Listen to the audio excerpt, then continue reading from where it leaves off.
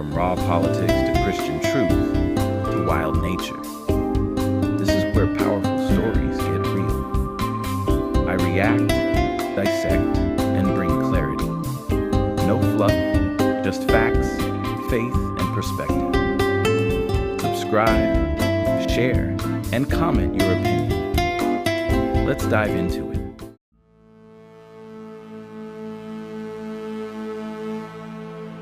If you turn on primetime news, you're probably going to hear about what's going on with Ukraine.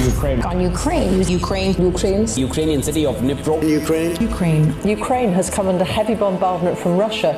Or what's going on with Gaza. But in Gaza. For Gaza. Gaza. But you're probably going to hear nothing about the fact that one country has executed more persecutions towards Christians than any other countries around the world combined, and that's Nigeria.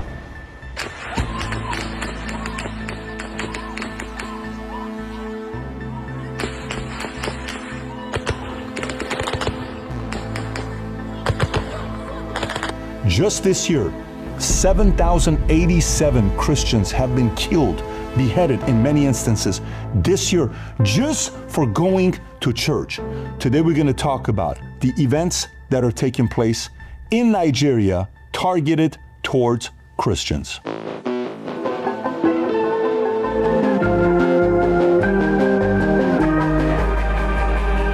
If you value out of this video, give it a thumbs up and subscribe to the channel. 10,000 schools have been destroyed that are teaching Christian theology to kids, certain values that they have. And in Nigeria, specific areas they're being targeted. Now, who is doing the targeting to these Christian communities, these Catholic churches?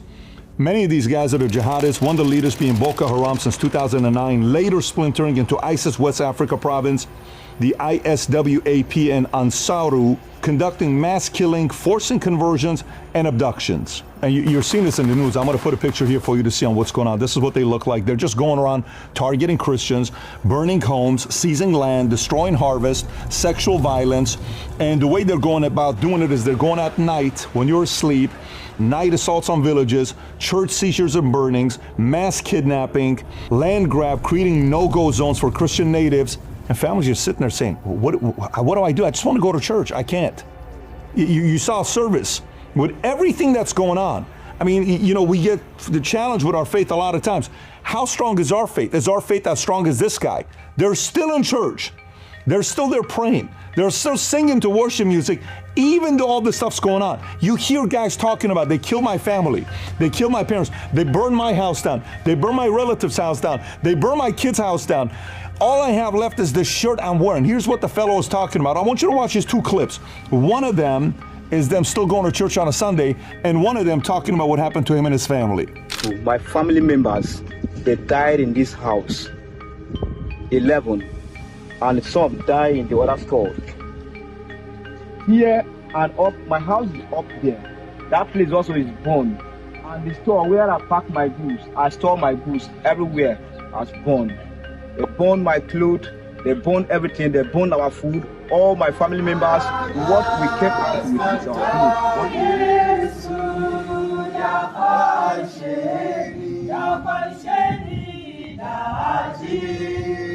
You know, the criticism that a lot of mainstream media gets is, what's the purpose of me showing this? It's just Christians.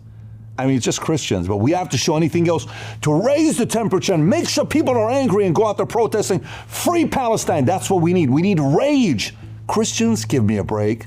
You know, if you're going to go out there and kill 49 Christians in Democratic Republic of Congo that were killed by machetes, not a big story, right? We shouldn't share this if we're mainstream media. Some victims were beheaded and burned, but I mean, we don't need to really talk about it a lot because it's just Christians. We need to really get into the story.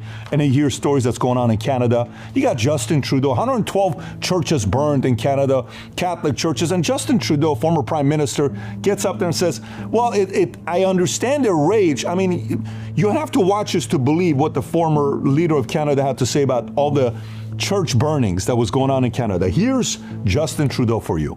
Acts of vandalism and arson are being seen across the country, including against Catholic churches. One of my reflections is I understand the anger that's out there against institutions like the Catholic Church. It is real and it is fully understandable. And by the way, I got a list of other places to read. The only reason I'm showing you Justin Trudeau is because it's not just happening in Africa or Syria and all the, it's happening in the West as well. We can tell you some of the stuff that's going on in Arizona that happened recently. This is taking place, and so a lot of Christians are saying, hey, what do we do about this? Do we just sit around and not do anything? What can we do about this? Some are saying, hey, well, that's why we need a crusade. There's a spiritual warfare going on. That's what we need right now. We need to get louder. Some are saying mainstream media should talk about it. Well, if they're not, we should talk about it. We will. Some are saying, well, maybe Christians are not understanding the whole concept of tolerance. We should be tolerant. We should be tolerant. Well, if there's an example of a guy that wasn't tolerant, it was Jesus. This concept of being tolerant towards who? Towards everybody, allowing all this stuff to happen? I used to pray for 4 things for many years. 20 years I was praying for courage, wisdom, tolerance, understanding. I told my kids, we're not praying for tolerance anymore. If someone's pushing the envelope, make some noise, do something about it, right? We're seeing all this stuff that's happening over here. God forbid if something happens to, Muslim or a different denomination or Jews, everybody wants to talk about it. Oh my God, you won't believe what happened. How about Christians? Do they have a valid argument here that people are making? I think they do. I think they do. But there's maybe not a business model in trying to help Christians out. Maybe there isn't. Maybe Christians who are sitting around right now, and we're seeing everybody wearing a Ukraine pin, which, by the way, to people that believe in that, I support the fact that you do. How many of you guys are wearing a Nigeria pin right now with the Christians over there that are going through what's going on to them? Who's wearing that? When's the last time you wore that? Are you really sporting it? Maybe you're a Christian yourself. Are you? I don't know. All I'm saying is, it's unfortunate that mainstream media that's not talking about these types of stories. We definitely will. When you're sitting out looking at the countries with the most Christians in it, at the top is US, then you have Brazil, then Mexico, then Nigeria is at the 4th place with most Christians. You think some people like them being there? Maybe not. We're seeing what's going on with UK. We're seeing what's going on with immigration. We're seeing what's going on with, you should just let anybody into your country. Who cares if you lose your national value? Who cares if people are in your country who hate you? It's okay. That's part of freedom of speech. Really? Yeah, it's okay. Today I was looking at 2 things. You know what countries Bibles are illegal to buy and sell? Go try buying a Bible in Iran. See what happens to you. By the way, go try buying a Bible in Iran in Farsi. You won't find it. Only the people that are Assyrians and Armenians can have Bibles in Iran, but you can't put it in Farsi and distribute it. That's illegal. Go to Saudi Arabia and see if you can sell a Bible in Saudi Arabia in Arabic, because that's a form of, conversion. You're trying to get people converted into Christianity. In America, we're like, it's okay. Sell it on Amazon, Quran, whatever you want to sell. Go sell it. Freedom of religion, freedom of speech. Maybe there's a place for it, but at the same time, those other countries don't want Christians to be growing. And we're like, yeah, but it's their country. They get to create their laws. But in America, it's like, no, we're okay with everything that happens here. Maybe not. But I believe there needs to be more of a discussion here with this, and more of a topic and more of a debate. And we're not having enough of it right now. There are so many other debates that have 99% of Twitter, X, YouTube, everywhere. How many debates about this topic? Maybe not enough. Maybe we need to get a little bit louder. And maybe if you're watching this right now saying, honestly, I didn't know about that with Saudi Arabia. I didn't know that about Iran. Go ChatGPT it. Go look it up for yourself. Do you think they should be selling Bibles? Why don't they? Why are we allowing everybody? Are we a little bit too tolerant in America? I don't know. It's a good question to ask, and you can answer it for yourself. I don't know where you're going with this. Are you insinuating the fact that we shouldn't be able to do this? More and more mayors with other denominations who hate America are creating policies, and we have certain cities in America that the police department has the language written in Arabic. This is America. What are you talking about? This is America is what we're talking about. No, we should do it. We should do it. It's okay. We should do it. We got folks who work for the government in certain areas of Dearborn and Michigan that are saying, I hope one day you get kicked out of the city and I will celebrate and put a parade together so you can never come back here again, because your type doesn't belong here. Your type? He's an American. What do you mean your type? You hate America, go back to your country. Your type. Ilhan Omar talking all the stuff she's saying about Charlie Kirk. I have nothing to apologize for. It is a tragedy that Charlie Kirk was killed in that way. I feel for his widow and his children. They will have to live with that for the rest of their lives. But there is no legacy to honor. It was a legacy filled with bigotry, hatred, and white supremacy. He was not a hero. He was a bigot. A bigot. What are you, lady? Go back to Somalia. You hear her videos talking about to her country that one day my hopes is to go out and create some change because I want to come back to my homeland, which is Somalia. Go back already. Should we sit there and allow these people to create policies who absolutely hate America? I have a very big problem with that. If you run a company, your employees hate your company, would you keep them? Or would you tell them, go find another company you love? I would tell them, go find another company you love. If you're dating somebody who hates you and your family, would you stay with her?